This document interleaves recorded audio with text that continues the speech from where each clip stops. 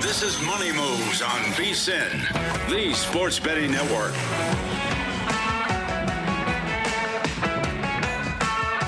It was a clunker on Sunday night. It was a banger of an NFL Sunday day yesterday. Fun weekend as we welcome you into this Monday edition of Money Moves on VSiN, the sports betting network, SiriusXM channel 158, iHeartRadio, YouTube TV, wherever you might be watching or listening. We appreciate it. He's Jonathan Von Tobel. I'm Stormy Buonantony. We're live as always in downtown Las Vegas, Circa Resort and Casino. And I feel bad for you, JVT. You have to spend so much of your week with me now, with us doing 4 hours together 6 days also a on week, Sunday. yeah. Jeez. Let's see. I'm bad at math. 10, 14 hours over 6 days together? Is that it? That's a lot. Yeah. And then you won't stop bothering me in between shows, too. Well, what am I supposed to do? That's a whole other thing. Yeah, I do. I text you a lot. Apologies. But listen, there's always news that's coming up. I got to let you know. And we have a lot of news to get to here on the show over the course of the next 2 hours. Producer Brian Ortega, if you would, help us run it down. It's time for the top headlines and topics of the day. This is The Rundown.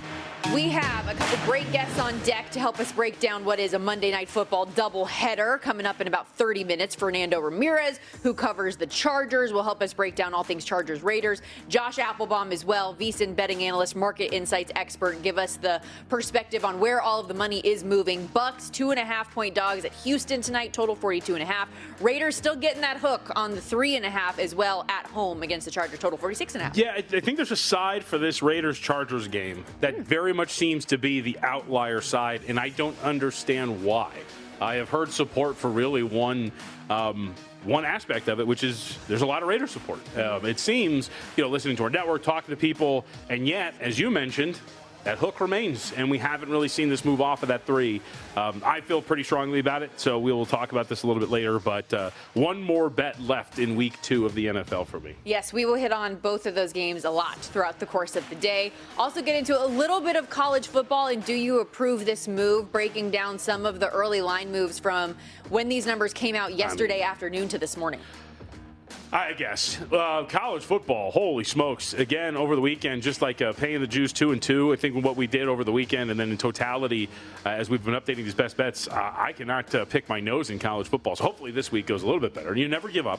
But wow. I guess if I approve this move, what does it mean? We'll find out, because it doesn't mean much. For real, though. We'll talk more about that a little bit later. Thank goodness the NFL, we've been getting a lot of green on our spreadsheets in the league. Last but certainly not least, what is going on in Cincinnati? We got big trouble for the Bengals while they started the season 2-0 for the first time in Zach Taylor's tenure. The win over Jacksonville cost them their QB1. So for anyone who missed it, Joe Burrow will reportedly need to have surgery for what they're calling grade 3 turf toe, torn ligaments at the bottom of his foot. According to Ian Rappaport, every specialist they saw has recommended surgery, which will be an estimated 3-month timetable, so you can target early to mid-December for him potentially to be back. But at that point, where will the Bengals be? And we have already seen, JVT, the market move significantly on this Cincinnati Bengals team in the futures market. At DraftKings, their Super Bowl odds went from 25-1 to 50-1. At ESPN Bet and a handful of other shops, from 20-1 out to as high as 70-1. Okay, so I know that we always have to do this where it's like, will they make the playoffs? So what should we bet? What do we do with this team? I'll ask it this way, though. Who does this open the door for in the AFC? Because this was assumed to be one of the teams that was going to take up potentially one of those wild card spots, maybe compete for the division. They are off to a 2-0 start. So whether or not they're going to achieve that with Joe Burrow, we don't know, but that was the expectation. They were at least going to be floating in that range. If we're assuming that Jake Browning is going to, with his play, potentially knock them out of contention, who is it that you would look at in the AFC that would say, okay, now that we have an extra seat at the table potentially, which team are we circling to fill the void, if you will, to get into that space? Well, I think it's still a question of some of these divisions, because your Colts, who I thought could be one of those teams that could sneak in, are now favorites in the division. The AFC West was one we thought could be very, very competitive at the top, but the Chiefs find themselves 0-2. The Broncos have not looked near to the form that they were hyped up to be, and the Chargers now sit in that spot. So maybe just another team in the AFC West as the team goes on, rolls out. How do you see it? I mean, so I think that seems like the most obvious answer. I think it also depends on how you feel about certain teams. You know, personally, for example, could we get 3 teams out of the AFC South? if that's going to be where you just get a glut of teams all sitting at like 9-8, just cannibalizing one another. One of them wins the division because of tiebreakers. The other two can sneak in because of the way this breaks down. The New England Patriots bounce back in a really big way.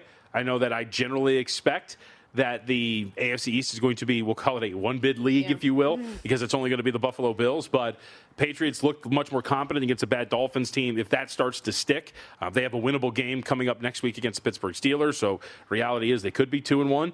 So maybe that's a team to look at. But that's what I thought the most fascinating, because we'll be like, if you think the Bengals are still going to be dangerous, because there's certainly a chance that they're floating around contention. Joe Burrow comes back to the end of the year, and then they can maybe rip off a couple of wins, get into the postseason, then they'll be dangerous, which is eerily similar to what they were last year, which was just win a couple of games and get in. My most dangerous team in the AFC.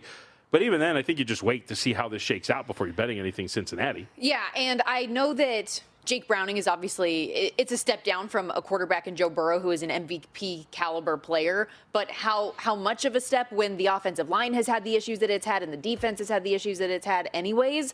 I don't know. And I am curious your opinion on this, because Adam Schefter put out the numbers for Joe Burrow's offensive line pass protection over the last few years. And for a team that has invested so much in the skill position talent around him, the fact that they haven't done it up front is a little bit appalling. And so look at this season first. 28th in offensive line pass protection ranking. Last year, dead last. 2023, 27th. 2022, 30th. Same in 21. 2020, 29th. He has gotten beaten like a drum over the course of his career, which has led to a number of injuries. Torn ACL, MCL, dislocated pinky, MCL sprain, calf, wrist, now toe surgery that's going to cost him how many games? Last year, he stayed healthy, and it was an MVP caliber season that was wasted, and they didn't even make the playoffs. So I have a ton of questions about this Bengals team. I don't think that the market significantly overreacted, because if he is your saving grace and any hope you have at a Super Bowl and he's gone, what else do you have? And from a numbers standpoint, the Bengals are 40-30-1 with Burrow, averaging 257 pass yards and 25.5 points per game. In the 14 games without him, 6-8, averaging less than 200 yards per game, pass yards per game, and 19 points per game. So for us, from a betting standpoint, that's at least a touchdown downgrade without him on the field. Yeah, and I think Browning is. They got away with murder yesterday. You're throwing 3 picks in the game and ultimately still being able to get it done, which, I mean, we're going to talk about this Burrow injury. The Jags are getting by in the way that thing blew up in their face. You got Liam Cohen. That's insane they didn't win that game. And Trevor Lawrence arguing with each other during the game, which is absolutely nuts on the field. In his chest. Yeah, right. But I think to the point of Browning, I guess there's a thought of, look, he's a veteran guy, and this is going to be something where he's going to be good enough to keep this afloat. I think, 4-3 as a starter is what the record was, as you mentioned. So I think that this is the difference when you talk about point spread and what guys are worth. I think that's 6-ish range, maybe 5, but I think 6. You can make the argument it's a little bit less because of the skill position talent, but I think Burrow adds that much, and there's that big of a difference between these two, especially with that defense. That's the other part that we have to absolutely. Mention. And Jake, even with the 3 picks, you still got me over 25.5 for the team total on Cincinnati, so I appreciate you, buddy. Who would have thought, though, that coming out of yesterday, the game of the day that we would all be wanting to talk about is the Cowboys and Giants, which, by the way, still no carnage in Survivor, which is a huge thing for anybody who is in Survivor pools across the country, or for those of us specifically that are in the Circa Survivor contest here. Last year, after 2 weeks, 72.8% of the field was eliminated. This year, we are just over 8%. So 17,071 of the initial 18,718 still remain. There are 387 entries in flux tonight, the bulk of which are on the Chargers, 282. In Grandissimo, 68 of the initial 69 are still in. That's the $100,000 Survivor contest here at Circa, for those who don't know. And the one loss was Pittsburgh, I believe. Yes. Yeah. Right, in Grandissimo. Yes.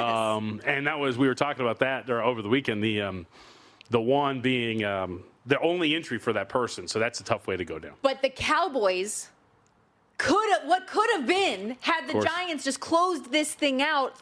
Over 3,500 entries were on the Dallas Cowboys yesterday, who that's ridiculous. Are a Brandon Aubrey away from losing that game. Yeah, so I think there was a lot of people, you mentioned this when we were talking about this on Sunday, that thought the Cowboys were going to be an over team this year. Yes. Game 1 goes over in spirit, but not in reality. This one goes well over. I think this has got to be the case for this team. Give up 500 total yards to the New York Giants, giving up just moon balls left and right to Russell Wilson outside of the final one that essentially sealed their fate.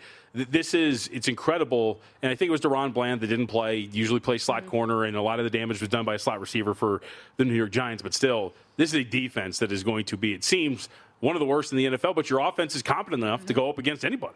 Contrary to Jerry Jones' belief, losing your best player on defense does not, in fact, make you better on that side of the ball. But 100%, and Ian Hartitz of Fantasy Life, he posted this as well. The Cowboys are the only team at the moment to rank top 5 in EPA per play on offense and bottom 5 in EPA per play allowed on defense. Also worth noting, the Cowboys offensive line, Cooper Beebe, expected to miss 6 to 8 weeks with a high ankle sprain. How about your cover on the Carolina Panthers yesterday against the Cardinals? No. Trailed 27-3 in the second half and rallied to get you the backdoor cover. The reason why I say no is to the point of carnage in Survivor. Sure, you would have liked. Can we get one of these? Can we get this comeback? Can we get this final result? I had Arizona in one of my entries, so I'm glad that it didn't go away. This is courtesy of Mackenzie Kramer over at ESPN Stats and Info. Since Week 14 of 2022, teams that trailed by 24 points or more were 0 and 111 against the spread in those games.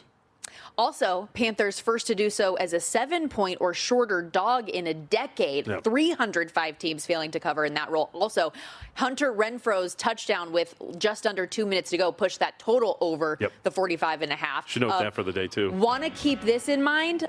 The Cardinals' secondary is in bad shape, so bookmark this as we look ahead to this week against the 49ers. All 3 of their starting corners went down in the game, did not return, and that's with them already down Sean Murphy, Bunting, and Starling Thomas. So keep that in mind. We've got to take our first time out of the day. So much more to get to when we come back. More of JVT's notebooks from the weekend, things that might impact how we want to place bets this week and beyond. Don't go anywhere. This is Money Moves on VSiN, the Sports Betting Network.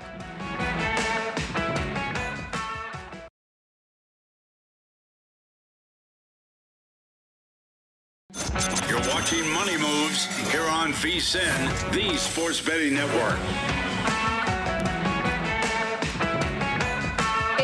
Season, ladies and gentlemen, and football meets flavor with VSiN and Omaha Steaks, the official sponsor of tailgating. Built for the grill, Omaha Steaks smash burgers are pre-smashed, crafted with premium aged beef, and go from the freezer to bun in just 5 minutes with juicy, unforgettable flavor. And as a VSiN exclusive, you'll get 16 free smash burgers with any order of $129 or more, plus 50% off site-wide at omahasteaks.com/VSiN. That's omahasteaks.com/VSIN. Minimum purchase may apply.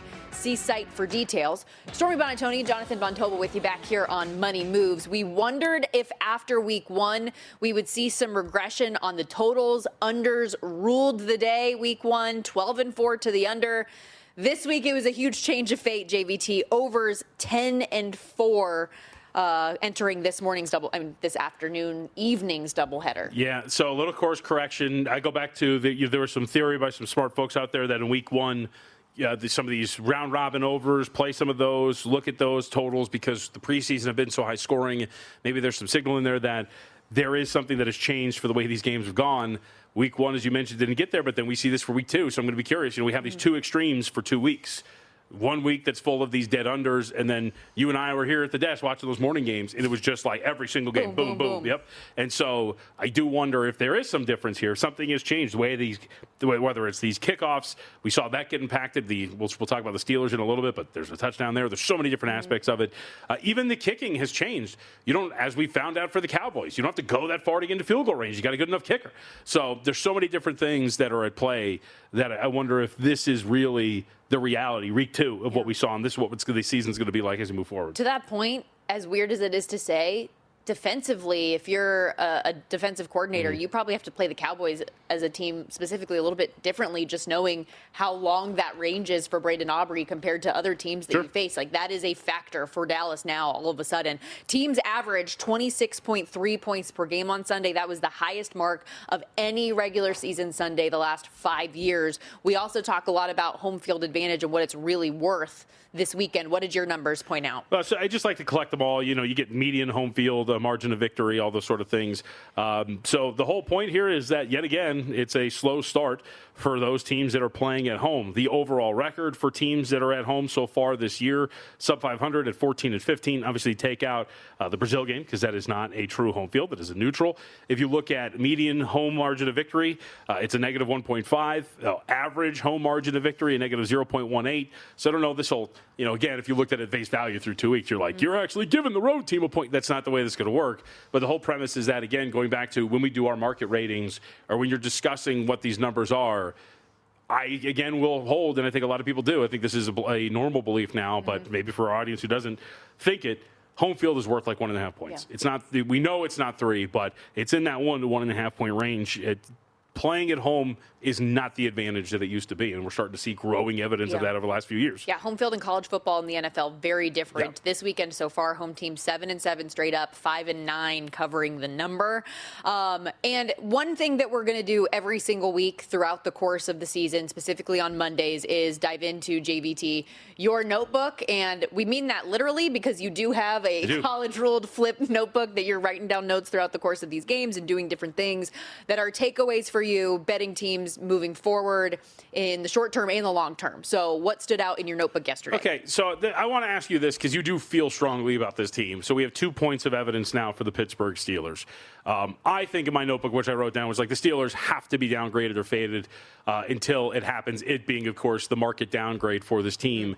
Yesterday, that was a ridiculous game in that the Steelers probably should have been losing by a wider margin. 21 first downs for the Seahawks to 13 for the game, 6 of 14 on third downs, but the real numbers, 395 total yards, 6.2 yards per play, all for the Seahawks. And Aaron Rodgers, it's funny, I was kind of giving you crap after week 1, and a lot of people were freaking out, like, this PFF, this nonsense. How could you make Aaron Rodgers the 23rd ranked quarterback after week 1? He threw for 4 touchdowns and completed 70% of his passes. The reality was he didn't do that much. He had an average depth of target of 5 yards downfield. He had a ton of yards after catch. For this game here, again, low average depth of target of about 6.5 yards. And the offense looked awful. And on the flip side, really quickly, which I think surprises some people, the defense has looked well below average through 2 weeks. So that was what I was going to say. Yep. Like, for as much as you want to call out Aaron Rodgers here, I think the bigger issue is the defense. Because when you bring Aaron Rodgers into the Pittsburgh Steelers, at 40 years old, the expectation is not for him to have to do it all. The run game was a problem. I think that's another layer for him. And then the defense giving up 30-plus points in back-to-back weeks to open the season. That's out of Aaron Rodgers' control. And looking at yesterday, I have even more questions about the Steelers' defense based on what we saw from the Jets offensively against the Buffalo Bills. Right, yeah. So that is a huge cause for concern when you think about what the Steelers' defense was supposed to be coming in. Oh, and by the way, Alex Highsmith got injured yesterday. Mm-hmm. Yes, he did. And look, to be fair, to that point, you had 2 injuries in the secondary that weren't there, but that doesn't equate for all the problems. And I think it's equal issues here in terms of the offense and the defense. I don't mean to just pile on Aaron Rodgers because I don't think it's all his fault. Steelers, in terms of offense through 2 games, 24th in EPA per play. In terms of defense through 2 games, there are 29th. This is a team that is struggling on both sides of the ball. And, by the way, just to the point of downgrade them, whatever it is, they are now 0-2 against the spread. They didn't cover against the Jets. They obviously don't cover yesterday after the market bet them up, by the way, but closed at 4 here at Circa. So that, to me, is just one of the points to take away, which is the Steelers, I've bet against them in both weeks, right? Had the Jets week 1, here again with the Seahawks in week 2.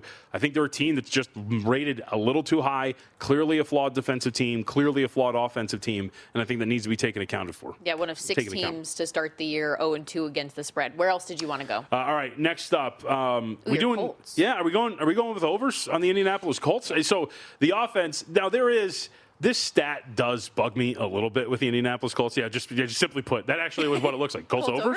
It's something you just write it down and you want to think it out loud.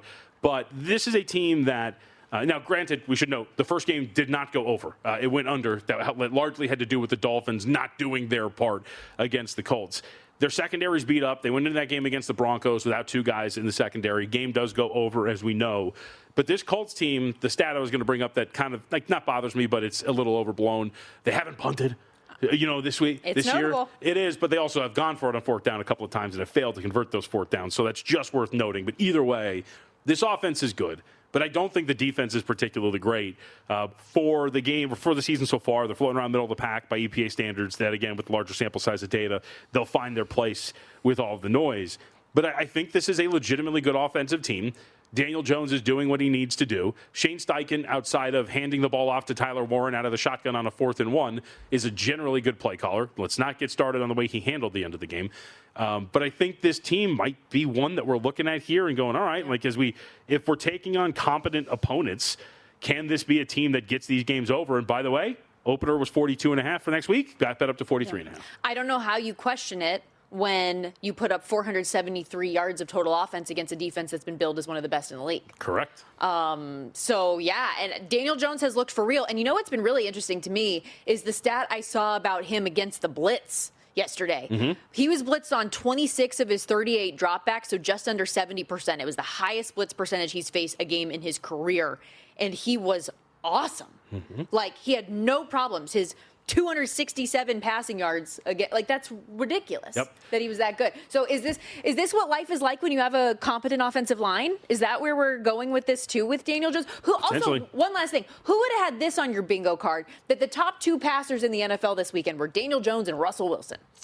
Yeah, I mean, I think the Russell Wilson thing, I think we overlooked how bad the Cowboys defense is. You knew Absolutely. The Daniel Jones one feels more real, but I thought, I mean, for how much I was crapping on Russell Wilson last week with everything I had to say about him and what I thought about this Giants offense, that was unexpected to say the least. Yeah. All right. Well, one more here before we get out. Same thing. I wrote down a very simple note for college football.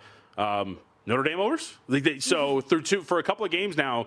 So there's going to be a lot made of a missed extra point and all these sort of things. To me, it's for 2 games against quality competition, we have seen your defense get gouged. I mean, whether it is having your front 7 get moved off the ball with relative ease against Miami or having Marcel Reed and Texas A&M Aggies score 41 on you and you lose that game, that is something that is really worth mentioning. If you look at it by, again, EPA standards through these first few weeks, Notre Dame right now ranks, let me double check, I think 79th in the country by adjusted EPA per play allowed. That's obviously not great for a team that had playoff expectations. And the other side of this, Stormy, is I actually think they've got something to C.J. Carr. Like, he looks generally competent. We talked about that first game. Open it up. Let him do something. And on those throws in the first game against Miami of 10 or more yards downfield, he was 4 of 6, 118 yards, over 19 yards per attempt. I think they've got something here, but the defense seems to be an issue. What I am more curious about, to be honest with you, is do we bet Notre Dame to make the playoff now at plus 160, considering, yes, it's an 0-2 start, so you're getting a better number, but by a combined 4 points to 2 of the potentially best teams in the country, should go undefeated the rest of the way when you look at that schedule. Maybe a challenging rivalry game against USC. I'm going to argue with this. Maybe at Pitt could be a tough one, but okay, well. By the way, it's a conversation for later in the hour or hour 2 because we have a guest coming up. Notre Dame, Purdue, already bet up 3 points, 52.5 to 55.5. Okay. Fernando Ramirez covers the Chargers. He's going to help us break down one of the 2 games in tonight's Monday night doubleheader. This one out here in Vegas. We'll be right back. You're watching Money Moves here on VSiN, the Sports Betting Network. Back here on Money Moves, VSiN, the Sports Betting Network. Stormy Buonantony, Jonathan Von Tobel with you. Real quickly, some breaking news in the National Football League. According to ESPN's Adam Schefter, Commanders quarterback Jaden Daniels has a knee injury. His status for Sunday's game against the Raiders is in question ahead of Week 3. The injury is, quote, not believed to be serious, but it remains uncertain whether Daniels will be able to play Sunday. Yeah, not really great. And right before, actually, it was a couple minutes ago off the air, I was like, we should consider Washington among the selections for Survivor this coming week. I think we should still. To quote Lee Corso, not so fast, my friend. We will discuss this injury a little bit more later on in the program, but we do have 2 games to bet tonight. Monday Night Football doubleheader. Bucks and Texans to start off the night. Chargers, Raiders in the nightcap here in Las Vegas at Allegiant Stadium. And to help us break it all down, very excited to have our good friend Fernando Ramirez back on the Progressive guest line, Chargers beat writer, the Sporting Tribune. Let's get into it all here. Your just, I guess, broad stroke thoughts on this matchup in the AFC West and the Chargers, how they looked in Brazil last week. Can they carry that over tonight? Well, thank you guys so much for having me on. Yeah, Allegiant was home to a great showing on Saturday when it came to Canelo Alvarez and Terrence Crawford. I was actually there. The atmosphere was amazing. I'm sure the atmosphere tonight, it's Pete Carroll's birthday, opening weekend, the first time they get to watch their new team and Pete Carroll leading them out of the tunnel. So I'm sure it's going to be electric tonight at Allegiant. But the Chargers, I feel like, surprised a lot of people just because of the way they kind of attacked Kansas City. A lot of people were probably expecting a healthy dosage of Amari and Hampton and Najee Harris, and the Chargers said, no, we saw the Super Bowl. We saw what Kansas City was going to do. Even Steve Spagnuolo came out during the week and said, we expected them to run the ball a lot more. And the Chargers decided to activate all 6 wide receivers. They went full blast, and they said, Justin, this is your game. You go out there and you control it and win us this game, and that's exactly what Justin Herbert did. So I felt a lot of people were surprised by the attack by Greg Roman. I mean, from covering this team last year and now and obviously the beginning of this year, but I think it's the best game Greg Roman has called offensively in his first year and some change. But I really thought he had a masterful performance, and obviously it showed with the way Justin and that offense played. So, Fernando, do you think that continues tonight? I mean, to your point, 9.4 yards per attempt, an average depth of target of 10 yards downfield for Justin Herbert. And this is a secondary that I think I personally and a lot of people still have some questions about on the other side in the Raiders. Do we see this spread it out, dynamic downfield passing attack again tonight for the Chargers? I kind of feel like they may flip the script. I mean, the thing is, last year, Ladd McConkey, and I know a lot of people want to give Quentin Johnston, a lot of people are down on him, but Quentin Johnston was the one that was kind of leading this receiver group last year in the first 8 games until Ladd got going after that New Orleans Saints performance. That was when Ladd kind of got going and showed out who he was. So they didn't have the weaponry. In the running back position, they had J.K. Dobbins, they had Gus Edwards, but they didn't have what they have now. So I feel like now Greg Roman can attack teams a different way with that offense, where some days he can depend on some games on the run, some games on the pass. I think tonight we might see a little bit more of Amari and Hampton and Najee Harris, just because of obviously, like I said, I feel like the Raiders didn't do that good of a job last week stopping the run against Travion Henderson and the Patriots. And the other reason why they kind of went away from the run at one point was because they were doing such a good job or because the offense kind of got ahead and the Patriots had to get away from the run. But I feel like we'll see a little bit more of mixing and matching tonight from them. But I definitely think we'll see more Omarion Hampton and Najee Harris, because a lot of people, he had moments last week, Omarion did, but I think tonight might be the first time that we see exactly what he's capable of. Fernando Ramirez, Chargers beat reporter, joining us here on the Progressive Guest Line. Game 1, Omarion Hampton, 15 carries, 48 yards there. Najee Harris, just the 1 carry for 5 yards. And looking at his prop today, sitting at 18.5 yards. Then if you think Harris gets a little bit more play, how reasonable is that number in your mind? And how is he health-wise, really? Because obviously we talked a lot this offseason about the accident that he had and what impact or how he was going to be able to work his way into the fold early this season. What can you share with us about him? Well, I think he's just getting himself into game shape. I mean, I remember I spoke to Keenan Allen, and he said, I'm still getting myself into game shape. So if Keenan Allen, who has only been with the team for about a month and is still getting into game shape, I'm guessing for Najee it's the same way. But I felt like Najee actually, I know this doesn't pertain to the yards and everything, but I thought Najee threw some nice blocks last week when he was in, and he kind of helped with that aspect. So I think Najee's going to get more and more comfortable as the season goes. For tonight, I think he goes over the 18.5. For some reason, I just feel like he's going to get more and more carries. Like I said, I think they're going to mix and match these guys. But I definitely think Najee is going to see a little bit more touches. Like I said, Jim said they're going to be very smart with this. They're going to rev him up slowly but surely, and I feel like tonight he'll get a couple more looks. I still, like you guys said, I know you guys said about the secondary of the Raiders, not a lot of confidence, still a lot of questions.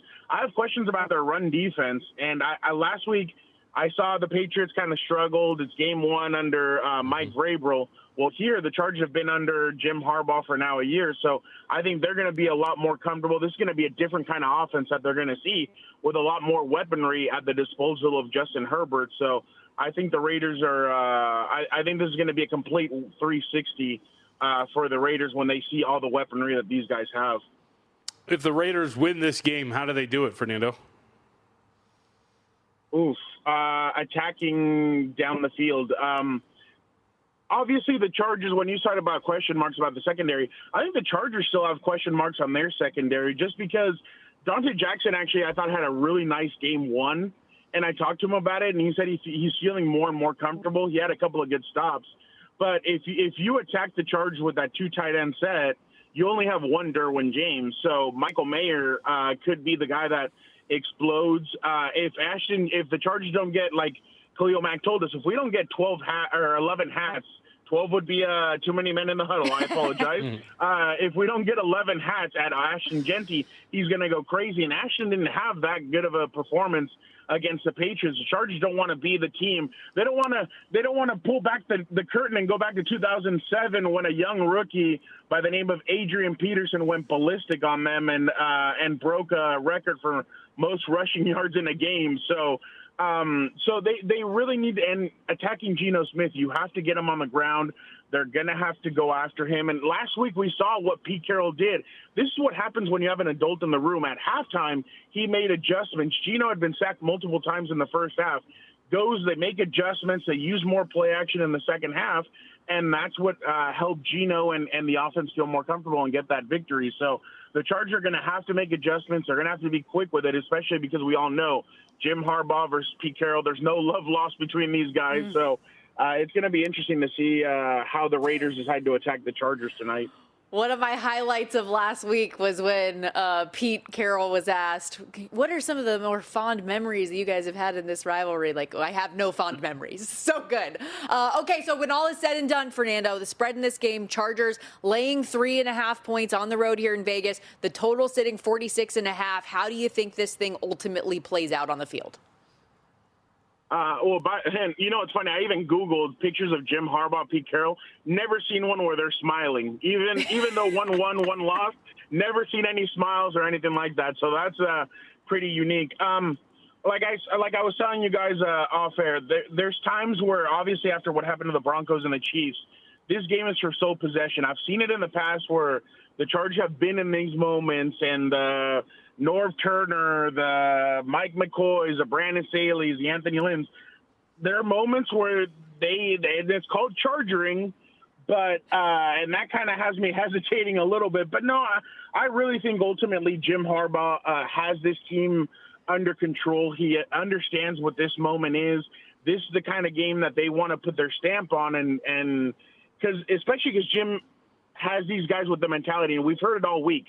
A divisional game counts for 2 games. If you can start the season 2-0, heading into a big matchup against Denver next weekend, that's huge for this team because then you get, obviously not to get ahead, but if you can go 3-0 and 3-0 in the division, that's huge for this team. But I definitely think that tonight the Chargers they'll beat the Raiders and be 2-0 and be off to a good start because everybody was saying those first 3 games they could decide the season for them, and obviously we all know 3 games don't decide a season for anybody, but for them to be able to get a win against a good Raiders team that we know they're very well coached, it'd be huge for them. Fernando, you're awesome. Thank you for the time today. We appreciate it. Enjoy the game tonight. Appreciate you guys. Have a good rest of your guys' evening and have a great start to your guys' week. Appreciate you guys having me on. Appreciate it. Fernando Ramirez, everybody. Check out all the work over at the Sporting Tribune. Appreciate his insight on the Chargers. And guys, remember, with the NFL season rolling, every game brings new opportunities to cash in, but you need the right insights. And with VSiN Pro, you'll see real-time DraftKings and Circa betting splits, so you know where the public and sharps are putting their money. Pair that with the daily email recapping all of the best bets from our show hosts and guests. Non-stop live video on the VSiN Watch app and so much more. Start betting smarter today for just $9.99 at vsin.com/subscribe.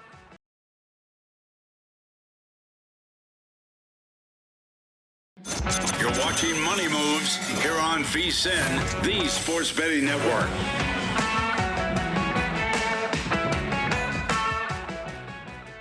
Back here on Money Moves, VSiN, the Sports Betting Network. Stormy, Buonantony, Jonathan Von Tobel with you. Last segment, we told you about Jaden Daniels dealing with a knee sprain for the Washington Commanders that could put his status on Sunday in jeopardy. Well, we already found out we've got another quarterback who's going to be out. And I'm not just talking about Joe Burrow. News just coming down from Kevin O'Connell and the Minnesota Vikings that J.J. McCarthy is going to be unavailable with an ankle sprain. Well, likely out is the term, but then Rappaport says Carson Wentz would be the starter. So keep that in mind as well. More coming out of the Minnesota Vikings.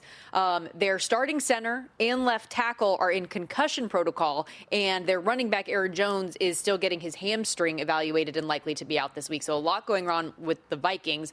Justin Fields is also in concussion protocol, and we already know what's going on with Brock Purdy. So the injuries are coming fast and furious at the most important position on the field here early in the season. Yeah, so the important aspect, Cincinnati and Minnesota now flashing at like 2.5 in some spots. So it'll probably settle in that 3 to 2.5 range for this. It was 4.5 prior to that change right now. Lowest point on the board right now is at the Superbook where it's 2.5, and they are dealing 108 on NFL sides this year. So that's something worth noting too if you're talking about not paying as much juice. So under a field goal for Minnesota with Carson Wentz versus Jake Browning in that matchup. I would still, on the surface, if we're just blindly believing in Kevin O'Connell as a play caller and quarterback whisperer, as has been the case, Carson Wentz, a veteran quarterback who has some strong upside at times, almost led the Colts to the playoffs in the year as a starter. He's played a lot of football, did very well for the Eagles, as we all remember, too.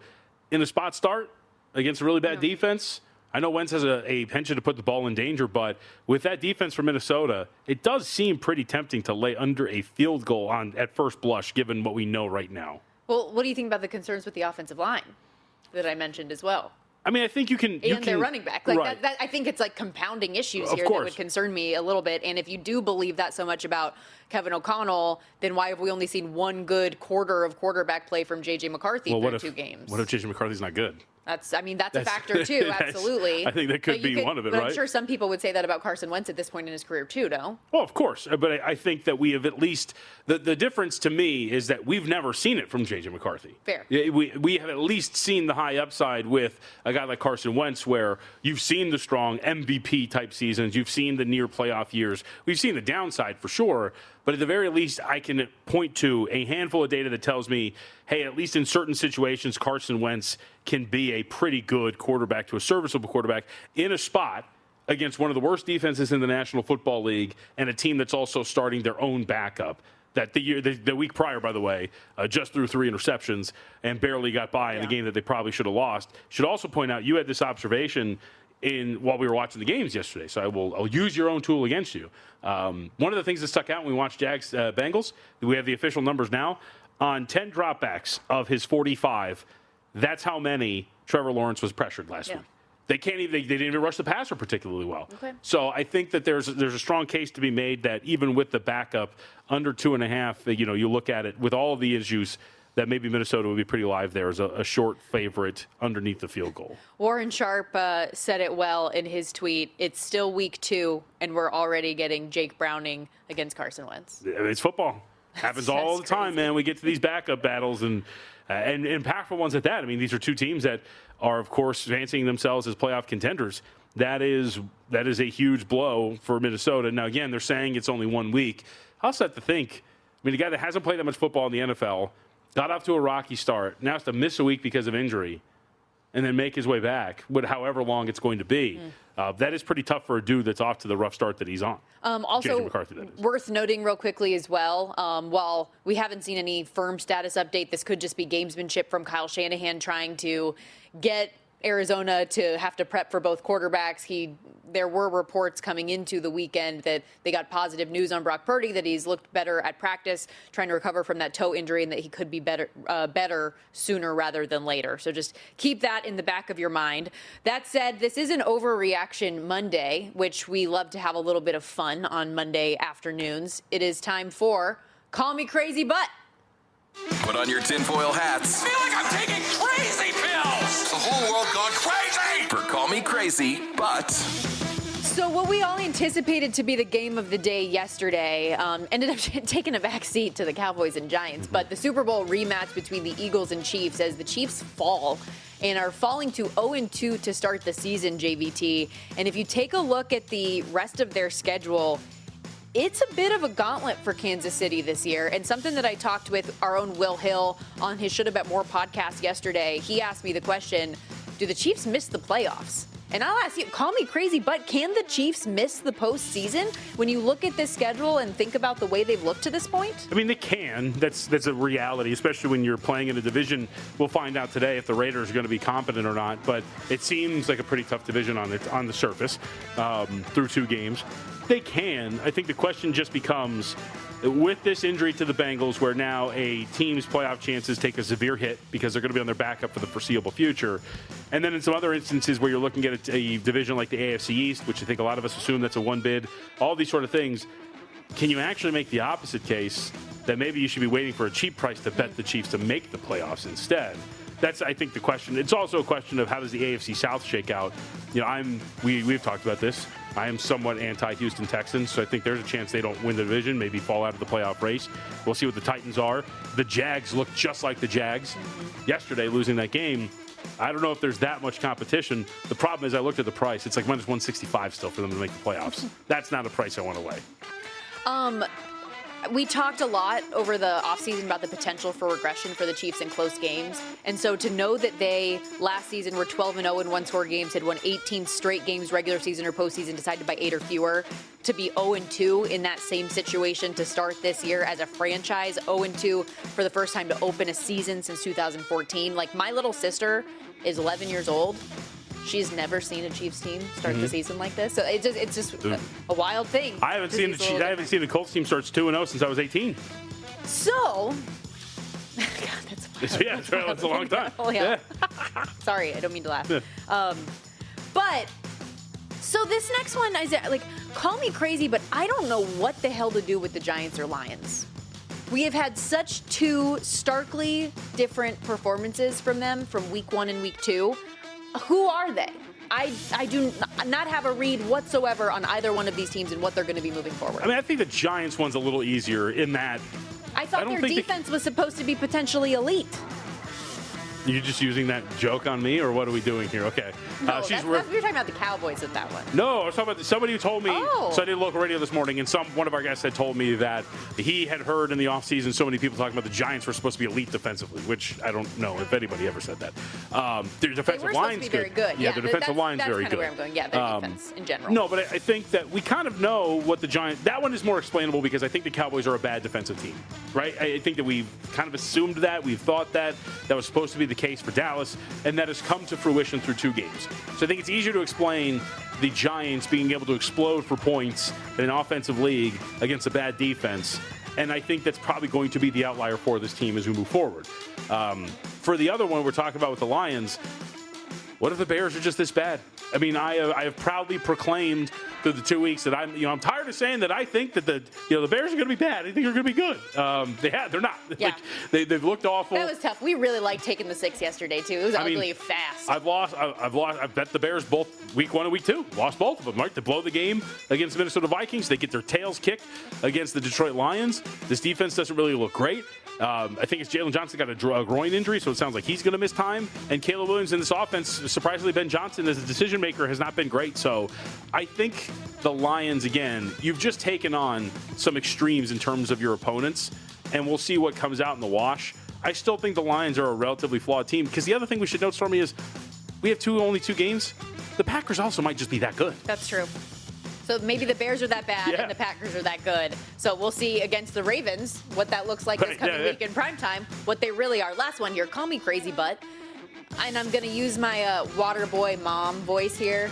Betting early season college football is the devil.